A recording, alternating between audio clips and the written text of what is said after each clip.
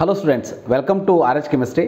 So ಈ ಒಂದು ವಿಡಿಯೋವನ್ನು ಮಾಡ್ತಾ ಇರುವಂಥ ಉದ್ದೇಶ ಏನು ಅಂತ ಅಂದರೆ, ಕೆಲವು ದಿನಗಳಿಂದ ವಾಟ್ಸಪ್ಪಲ್ಲಿ ಒಂದು ನ್ಯೂಸ್ ಹರಿದಾಡ್ತಾ ಇದೆ. ಆಲ್ಮೋಸ್ಟ್ ಒಂದು 54 MBBS ಸೀಟ್ಗಳು ಮತ್ತು 10 BDS ಸೀಟ್ಗಳು ಕರ್ನಾಟಕದವರಲ್ಲದೇ ಇದ್ದಂತಹ ವಿದ್ಯಾರ್ಥಿಗಳಿಗೂ ಕೂಡ ಅಲಾಟ್ ಆಗಿದೆ. ಅಂದರೆ ಅದರಲ್ಲಿ ನಾನ್ ಕರ್ನಾಟಕದವರು ಕರ್ನಾಟಕದಲ್ಲಿ 85% ಪಾರ್ಟಿಸಿಪೇಟ್ ಮಾಡಲಿಕ್ಕೆ ಬರೋದಿಲ್ಲ, ಅದು ನಿಮಗೂ ಗೊತ್ತಿದೆ. ಯಾರು ಎಲ್ಲಿ ಪಾರ್ಟಿಸಿಪೇಟ್ ಮಾಡ್ಬೋದು ಅಂದರೆ, ನಾನ್ ಕರ್ನಾಟಕದವರು ಓಪನ್ ಕ್ಯಾಟಗರಿ ಅಂಥೇಳಿ ಏನು 12 ಲಕ್ಷದ ಪ್ರೈವೇಟ್ ಸೀಟ್ ಆಗಿರ್ಬೋದು ಅಥವಾ ಪ್ರೈವೇಟ್ ಯೂನಿವರ್ಸಿಟಿಯಲ್ಲಿ ಇರುವಂತಹ ಪ್ರೈವೇಟ್ ಸೀಟುಗಳಿಗೆ ಪಾರ್ಟಿಸಿಪೇಟ್ ಮಾಡ್ಬೋದು. ಅದು ಬಿಟ್ಟರೆ ಹಾಗಾದರೆ ನಾನ್ ಕರ್ನಾಟಕ ವಿದ್ಯಾರ್ಥಿಗಳಿಗೆ ಗೌರ್ಮೆಂಟ್ ಕ್ಯಾಟಗರಿಯಲ್ಲಿ ಸೀಟ್ ಹೆಂಗೆ ಸಿಕ್ತು? ಅದರಲ್ಲಿ ಒಂದು 42 ಮಂದಿ ಗೌರ್ಮೆಂಟ್ ಕ್ಯಾಟಗರಿಯಲ್ಲಿ ಸೀಟ್ ಸಿಕ್ಕಿದೆ. ಒಂದು 10 ಮಂದಿಗೆ ಪ್ರೈವೇಟ್ ಕ್ಯಾಟಗರಿಯಲ್ಲಿ, ಒಂದು 12 ಮಂದಿಗೆ ಪ್ರೈವೇಟ್ ಕ್ಯಾಟಗರಿಯಲ್ಲಿ GMP ಕ್ಯಾಟಗರಿಯಲ್ಲಿ ಸೀಟ್ ಸಿಕ್ಕಿದೆ. ಈಗ MVG ಆಗಿರ್ಬೋದು ಅಥವಾ ಈ ಒಂದು ಸುಬ್ಬಯ್ಯ ಆಗಿರ್ಬೋದು ಅಥವಾ ನವೋದಯ ಆಗಿರ್ಬೋದು, ಇಂಥ ತೆಲುಗು ಮೈನಾರಿಟಿ, ತಮಿಳು ಮೈನಾರಿಟಿಯಲ್ಲಿ ಸೀಟ್ ಸಿಕ್ಕಿದೆ. ಒಂದು 10 BDS ಗೌರ್ಮೆಂಟ್ ಸೀಟ್ಗಳು ಅಲಾಟ್ ಆಗಿದೆ ಅಂಥೇಳಿ ಎಲ್ಲ ಕಡೆ ಹರಿದಾಡ್ತಾ ಇದೆ. ಅದು ಯಾವ ರೀತಿ ಹರಿದಾಡ್ತಾ ಇದೆ ಅಂತಂದರೆ, KE ಅವರ ಕಡೆಯಿಂದನೇ ಮಿಸ್ಟೇಕ್ ಆಗಿದೆ. KE ಅವರು ಬಿಗ್ ಬ್ಲಂಡರ್ ಮಾಡಿಬಿಟ್ಟಿದ್ದಾರೆ. ಅಲ್ಲದಂತಹ ವಿದ್ಯಾರ್ಥಿಗಳಿಗೆ ಕರೆದುಬಿಟ್ಟು ಸೀಟ್ ಕೊಟ್ಬಿಟ್ಟಿದ್ದಾರೆ. ಕರ್ನಾಟಕದವರು KE ಅದರದ್ದು ದೊಡ್ಡ ಮಿಸ್ಟೇಕ್ ಆಗಿದೆ ಅಂಥೇಳಿ ಎಲ್ಲ ಕಡೆ ಹರಿದಾಡ್ತಾ ಇದೆ. ಕೆಲವೊಂದಷ್ಟು ಅಸೋಸಿಯೇಷನ್ಗಳು, ಶರಣಪ್ರಕಾಶ್ ಸರ್ ಆಗಿರ್ಬೋದು, ಅಂದರೆ ನಮ್ಮ ವೈದ್ಯಕೀಯ ಸಚಿವರಾಗಿರ್ಬೋದು, KE ಪ್ರಸನ್ನ ಸರ್ ಆಗಿರ್ಬೋದು, ಅವರೆಲ್ಲರಿಗೂ ಕೂಡ ಲೆಟರನ್ನು ಕೂಡ ಬರೆದಿದ್ದಾರೆ. ಫೈನ್. ಮೊದಲನೇದಾಗಿ ಇದನ್ನು ಅಬ್ಸರ್ವ್ ಮಾಡಿದಂಥವರಿಗೆ ನಾನು ಅಭಿನಂದನೆಗಳು ತಿಳಿಸ್ಕೊಡ್ತೀನಿ. ದ್ಯಾಟ್ ನೀವು ಅಷ್ಟೊಂದು ಇನ್ವಾಲ್ವ್ ಆಗಿ ಅಬ್ಸರ್ವ್ ಮಾಡಿದಿರಿ, ಅದನ್ನು ಡಿಟೆಕ್ಟ್ ಮಾಡಿದಿರಿ ಅಂತಂದರೆ definitely we have to appreciate. ಇದು ಕ್ಲಿಯರ್ ಕಟ್ಟಾಗಿ ಹೇಳೋದಕ್ಕೆ ಇಷ್ಟಪಡ್ತೀನಿ, ಇದು KE ಅವರ ಕಡೆಯಿಂದ ಆದಂತಹ ಮಿಸ್ಟೇಕ್ ಅಲ್ಲ. ಮೊದಲನೇದಾಗಿ ಈ ವಿಷಯದ ಬಗ್ಗೆ ಆಲ್ರೆಡಿ ಮ್ಯಾಥ್ಸ್ ಟೆಕ್ಕಿ ಅನ್ನೋ ಒಂದು ಯೂಟ್ಯೂಬ್ ಚಾನಲ್ನಲ್ಲಿ ಆಲ್ರೆಡಿ ಸರ್ ಅವರು ಎಕ್ಸ್ಪ್ಲೇನ್ ಮಾಡಿದ್ದಾರೆ. ನನಗೆ ಅವಶ್ಯಕತೆ ಇದ್ದಿರಲಿಲ್ಲ, ಆದರೂ ಕೂಡ ನಾನು ಯಾಕೆ ಮಾಡ್ತಾ ಇದ್ದೀನಿ ಅಂದರೆ, ನನ್ನ ಚಾನಲ್ನ ನೋಡುವಂಥ ವ್ಯೂವರ್ಸ್ಗಳ ಒಂದು ಸಂಖ್ಯೆನೇ ಬೇರೆ ಇರ್ತದೆ. ಮತ್ತು ಒಂದೆರಡು ಪೇರೆಂಟ್ಸ್ಗಳು ನನಗೆ ಮೆಸೇಜ್ ಮಾಡಿದರು, ಸರ್ ಏನು ಸರ್ ನೀವು ಇದರ ಬಗ್ಗೆ ಮಾತೇ ಆಡ್ತಾ ಇಲ್ಲ, ನೀವು ಬೇರೆದ್ರ ಬಗ್ಗೆ ಎಲ್ಲ KE ಅವರಿಗೆ ರಿಕ್ವೆಸ್ಟ್ ಮಾಡ್ಕೋತೀರಿ, ನಿಮ್ಮ ಈ ಒಂದು ವಿಷಯದ ಬಗ್ಗೆ ಯಾಕೆ ನೀವು ತಲೆ ಕೆಡಿಸ್ಕೊಳ್ತಾ ಇಲ್ಲ, ಯಾಕೆ ನೀವು ಧ್ವನಿ ಎತ್ತಾ ಇಲ್ಲ ಅಂಥೇಳಿ ಕೇಳ್ತಾ ಇದ್ದಾರೆ. ಅಂಥವರು ಕೆಲವೊಂದಷ್ಟು ಮಂದಿಗೆ ಆನ್ಸರ್ನ ನೀಡಬೇಕು. ಮತ್ತು ಇದರ ಬಗ್ಗೆ ನನ್ನ ವ್ಯೂವರ್ಸ್ಗಳೇನಿರ್ತಾರೆ, ಈಗ ಬೇರೆ ಬೇರೆ ಯೂಟ್ಯೂಬ್ ಚಾನಲ್ ನೀವು ನೋಡ್ತಾ ಇರ್ಬೋದು, ಬಟ್ ನನ್ನ ವ್ಯೂವರ್ಸ್ಗಳೇನಿರ್ತಾರೆ ಅವರಿಗೆ ಒಂದು ಕ್ಲಾರಿಟಿಯನ್ನು ಕೊಡೋದಕ್ಕೆ ಈ ಒಂದು ವಿಡಿಯೋವನ್ನು ಮಾಡ್ತಾ ಇದ್ದೀನಿ.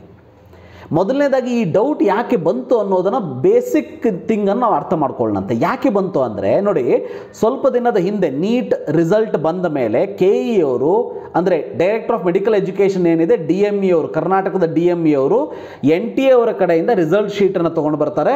ತೊಗೊಂಡು ಬಂದ ಮೇಲೆ KE ಅವರು ಆ ಒಂದು ರಿಸಲ್ಟಿನಲ್ಲಿ ಯಾರ್ಯಾರು ಕರ್ನಾಟಕ ಸ್ಟೇಟನ್ನು ಹೋಮ್ ಸ್ಟೇಟ್ ಅಂಥೇಳಿ ಮೆನ್ಷನ್ ಮಾಡಿರ್ತಾರೆ ಅವರೆಲ್ಲ ವಿದ್ಯಾರ್ಥಿಗಳ ಒಂದು ಹೆಸರನ್ನು ಸೀರಿಯಲಿ, ಅದನ್ನು ನಾವು ಕರ್ನಾಟಕ ಮೆರಿಟ್ ಲೀಸ್ಟ್ ಅಂತ ಕರೀಬಹುದಾದರೂ ಕೂಡ ಎಕ್ಸಾಕ್ಟಾಗಿ ಮೆರಿಟ್ ಲೀಸ್ಟ್ ಅಲ್ಲ, ಒಂದು ಸೀರಿಯಲ್ ನಂಬರ್ನ ರಿಲೀಸ್ ಮಾಡ್ತಾರೆ. ಈಗ ವಿದ್ಯಾರ್ಥಿಗಳು ಮತ್ತು ಕೆಲವು ಪಾಲಕರು ಏನು ಮಾಡ್ತಾ ಇದ್ದಾರೆ ಅಂತಂದರೆ, ಆ ಸೀರಿಯಲ್ ನಂಬರ್ನ ಇಟ್ಟುಕೊಂಡು ಈಗ ಮೊನ್ನೆ ರಿಲೀಸ್ ಆಗಿರುವಂತಹ ಅಲಾಟ್ಮೆಂಟ್ ಏನಿದೆ, ಫಸ್ಟ್ ರೌಂಡ್ ಅಲಾಟ್ಮೆಂಟ್, ಅದನ್ನು ಮುಂದುಗಡೆ ಇಟ್ಟುಕೊಂಡು ಕಂಪೇರ್ ಮಾಡ್ತಾ ಇದ್ದಾರೆ. ಸರ್, ಆ ಸೀರಿಯಲ್ ನಂಬರ್ಲಿ ಇಲ್ಲದೆ ಇರುವಂಥ ಕೆಲವೊಂದಷ್ಟು ಹೆಸರುಗಳು ಇಲ್ಲಿ ಯಾಕೆ ಬಂದಿದೆ? ಇದು ಬಂದಿರೋದು KE ಅವರ ಬ್ಲಂಡರಿಂದ, ಮಿಸ್ಟೇಕಿಂದ. KE ಅವರು ನಮಗೆಲ್ಲ ನ್ಯಾಯವನ್ನು ಒದಗಿಸ್ಕೊಡ್ಬೇಕು ಅಂಥೇಳಿ ವಾಟ್ಸಪ್ಪಲ್ಲಿ ಹರಿದಾಡ್ತಾ ಇದೆ. ಕೆಲವೊಂದಷ್ಟು ಮಂದಿ ಲೆಟರು ಕೂಡ ಬರೆದಿದ್ದಾರೆ. ಆದರೆ ಇದರಲ್ಲಿ ಒಂದು ಪಾಯಿಂಟನ್ನು ಹೇಳೋದಕ್ಕೆ ಇಷ್ಟಪಡ್ತೀನಿ. ನನಗೆ ನಂಬಿಕೆ ಇದೆ KE ಅವರ ಕಡೆಯಿಂದ 1% ಮಿಸ್ಟೇಕು ಕೂಡ ಆಗಿಲ್ಲ. ಈ ವಿಷಯದಲ್ಲಿ KE ಅವರು ಕ್ಲಿಯರ್ ಕಟ್ ಆಗಿದ್ದಾರೆ. ಯಾಕಂದರೆ ನನಗೆ ನಂಬಿಕೆ ಇದೆ KE ಅವರಾಗಲಿ ಪ್ರಸನ್ನ ಸರ್ ಅವರಾಗಲಿ ಇಂತಹ ಒಂದು ಬ್ಲಂಡರ್ ಮಿಸ್ಟೇಕನ್ನು ಮಾಡೋದಕ್ಕೆ ಸಾಧ್ಯನೇ ಇಲ್ಲ, ಮಾಡೋದು ಇಲ್ಲ. ಕೆಲವೊಂದಷ್ಟು ಮಂದಿ ಇನ್ನೂ ಮುಂದೆ ಹೋಗಿ, ಸರ್ ಕೋರ್ಟಿಗೆ ಹೋಗ್ಬೇಕು, ನೀವು ಲಾಯರ್ ಫೀಸ್ ಕೊಡೋದಕ್ಕೆ ನಾನು ರೆಡಿ ಇದ್ದೀನಿ, ನೀವು ಬನ್ನಿ ಅಂತ ಕೇಳ್ತಾ ಇದ್ದಾರೆ. ಬಟ್ ಹೋಗೋಣಂತೆ, ಯಾವುದಕ್ಕೆ ಅವಶ್ಯಕತೆ ಇದೆ ಅದು ಕೋರ್ಟ್ವರೆಗೂ ಕೂಡ ಹೋಗೋಣಂತೆ. ಆದರೆ ಈ ವಿಷಯದಲ್ಲಿ ಅಂದರೆ ಹೊರ ರಾಜ್ಯದ ವಿದ್ಯಾರ್ಥಿಗಳು ನಮ್ಮ ರಾಜ್ಯದಲ್ಲಿ ಸೀಟ್ ತೊಗೊಂಡಿದ್ದಾರೆ ಅನ್ನೋದರಲ್ಲಿ ಅರ್ಥವನ್ನೇ ಮಾಡ್ಕೊಳ್ಳೋದೇನೆ, ಯಾಕೆ ಹೀಗಾಗಿರ್ಬೋದು ಅನ್ನೋದನ್ನು ಅರ್ಥ ಮಾಡ್ಕೊಳ್ಳೋದೇನೆ ನಾವು KE ಅವ್ರನ್ನ ಬ್ಲೇಮ್ ಮಾಡೋದು ತಪ್ಪು. ಈಗ ಕ್ಲಾರಿಟಿಯನ್ನು ಕೊಡ್ತೀನಿ, ಯಾಕೆ ಹೀಗಾಗಿದೆ. ಹಾಗಾದ್ರೆ ಅಲ್ಲಿ ಸೀಟ್ ಸಿಕ್ಕವರೆಲ್ಲರೂ ಕೂಡ ಕರ್ನಾಟಕದರ ಅಲ್ವಾ? ಸಿ ಇದಕ್ಕೆ ಇದನ್ನು ಅರ್ಥ ಮಾಡ್ಕೋಬೇಕು ಅಂದರೆ ಮೊದಲು ನಾವೇನು ಮಾಡಬೇಕು, KE ಅವರ ಎಲಿಜಿಬಿಲಿಟಿ ಕ್ಲಾಸನ್ನು ಅರ್ಥ ಮಾಡ್ಕೋಬೇಕು. ನೀವು ಬ್ರೋಷರ್ನ ತೆಗೆದು ನೋಡಿದರೆ ಅಪ್ಲಿಕೇಶನ್ ಹಾಕೋ ಟೈಮಲ್ಲಿ ಕೊಟ್ಟಿದ್ದಾರೆ. ಮೊನ್ನೆ ತಾನೇ ಇನ್ನೊಂದು ರಿಲೀಸ್ ಮಾಡಿದ್ದಾರೆ. ಆ ಬ್ರೋಷರ್ದಲ್ಲಿ ಎಲಿಜಿಬಿಲಿಟಿ ಕ್ಲಾಸಸ್ಗಳ ಬಗ್ಗೆ ಇದೆ, ಅದನ್ನು ಮೊದಲು ಅರ್ಥ ಮಾಡ್ಕೊಳ್ಳಿ. ಎಲಿಜಿಬಿಲಿಟಿ ಕ್ಲಾಸ್ ಅಂದ್ರೇನು? ಯಾವುದೇ ವಿದ್ಯಾರ್ಥಿ ಕರ್ನಾಟಕದ 85% ಕೋಟಾದಲ್ಲಿ ಎಲಿಜಿಬಲ್ ಆಗಬೇಕು ಅಂದರೆ ಏನೆಲ್ಲ ಕಂಡೀಷನ್ಸ್ಗಳು ಅವನಿಗೆ ಇರಬೇಕು. ಫಾರ್ ಎಕ್ಸಾಂಪಲ್ ಕ್ಲಾಸ್ ಎ, ಕೆಲವೊಂದಷ್ಟು ಕ್ಲಾಸನ್ನು ಹೇಳಿಬಿಡ್ತೀನಿ. Class A, okay, class A ವಿದ್ಯಾರ್ಥಿಗೆ ಏನಿರಬೇಕು? ಅಲ್ಲೆಲ್ಲೂ ಕೂಡ ಕಂಡೀಷನ್ ಇಲ್ಲ. ನೀವು ನೀಟ್ ಅಪ್ಲಿಕೇಶನ್ ಹಾಕೋ ಟೈಮಲ್ಲಿ ನೀವು ಕರ್ನಾಟಕವನ್ನು ಹೋಮ್ ಸ್ಟೇಟ್ ಅಂತಲೇ ತೋರಿಸ್ಬೇಕು ಅಂತ ಕಂಡೀಷನ್ ಇಲ್ಲ. ಅವರು ಅವರವರ ಸ್ಟೇಟ್ ತೋರಿಸ್ಬೋದು. ಆದರೆ ಕ್ಲಾಸ್ ಏನಿದೆ, ಕ್ಲಾಸ್ ಏನಿದೆ ಅಂದರೆ ಕ್ಲಾಸ್ ಎದಲ್ಲಿ ಸ್ಟೂಡೆಂಟ್ ಮಿನಿಮಮ್ 7 years ಸ್ಟಡಿ ಮಾಡಿರಬೇಕು, including 10th or 12th. Correct ಅರ್ಥ ಮಾಡ್ಕೊಳ್ಳಿ. ಮಿನಿಮಮ್ 7 years ಸ್ಟಡಿ ಮಾಡಿದರೆ ಸಾಕು. ಈಗ ಯಾರೋ ಒಬ್ಬ ಪೇರೆಂಟು ಇಲ್ಲಿ ಕೆಲಸಕ್ಕಂತ ಬಂದಿರ್ತಾರೆ, ಇಲ್ಲಿ ವರ್ಕ್ ಮಾಡೋದಕ್ಕೆ ಬಂದಿರ್ತಾರೆ, ಬಿಸ್ನೆಸ್ ಮಾಡೋಕ್ಕೆ ಬಂದಿರ್ತಾರೆ, ಬಟ್ ಓನ್ಲಿ 7 years ಸ್ಟೂಡೆಂಟ್ ಕಲ್ತಿರ್ತಾನೆ. ಈಗ ಅವರು ತಮಿಳ್ನಾಡಲ್ಲಿರ್ಬೋದು, ತೆಲಂಗಾಣದಲ್ಲಿರ್ಬೋದು, ಮಹಾರಾಷ್ಟ್ರದಲ್ಲಿರ್ಬೋದು, ತಮಿಳ್ನಾಡಲ್ಲಿರ್ಬೋದು.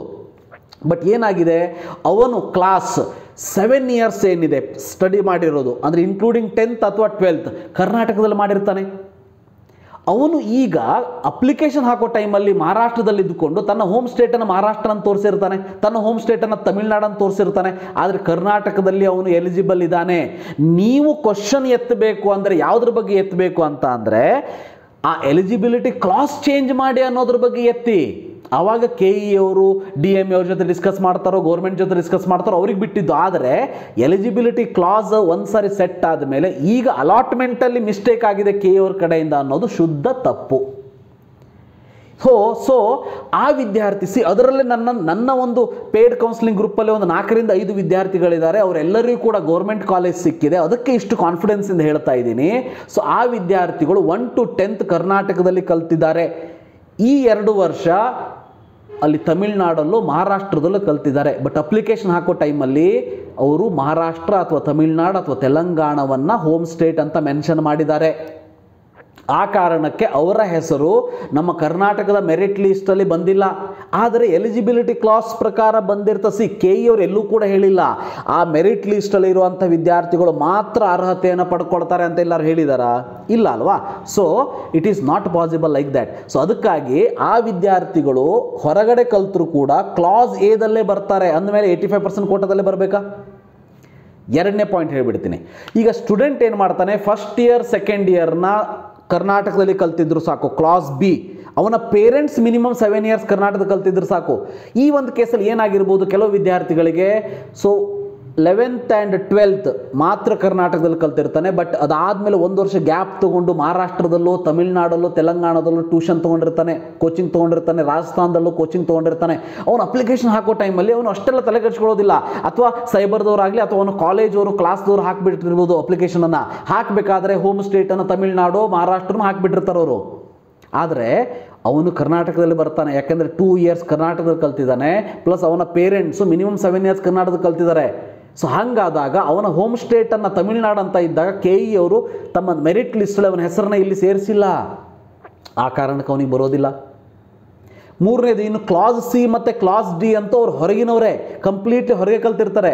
ಸೊ ಅಪ್ಲಿಕೇಶನ್ ಹಾಕೋ ಟೈಮಲ್ಲಿ ಹೊರಗಡೆ ಏನು ಕಲ್ತಿದ್ದಾರೆ ಅದನ್ನೇ ಹೋಮ್ ಸ್ಟೇಟ್ ಅಂತ ಹಾಕೊಂಡು ಬಿಟ್ಟಿರ್ತಾರೆ, ಅವ್ರು ಕರ್ನಾಟಕ ಅಂತ ಹಾಕಿರೋದಿಲ್ಲ. ಅಂಥ ಕೇಸಲ್ಲಿ ಆ ವಿದ್ಯಾರ್ಥಿಗಳ ಯಾವ ಹೆಸರು ಕೂಡ ಇದರಲ್ಲಿ ಬರೋದಿಲ್ಲ. ಬಟ್ ಅದರಲ್ಲಿ ಒಳ್ಳೆ ಮಾರ್ಕ್ಸ್ ತೊಗೊಂಡು 85% ಕೋಟಾದಲ್ಲಿ ಅವರು ಬಂದರು ಅಂತ ಅಂದರೆ ಸೊ ಡೆಫಿನೆಟ್ಲಿ ಅವರಿಗೆ ಸೀಟ್ ಅಲಾಟ್ ಆಗ್ತದೆ. 35,000 40,000 to 40,000 ರ್ಯಾಂಕ್ ತೊಗೊಂಡ್ರೆ ಗೌರ್ಮೆಂಟಲ್ಲಿ ಯಾಕೆ ಅಲಾಟ್ ಆಗಬಾರ್ದು ಅವನಿಗೆ?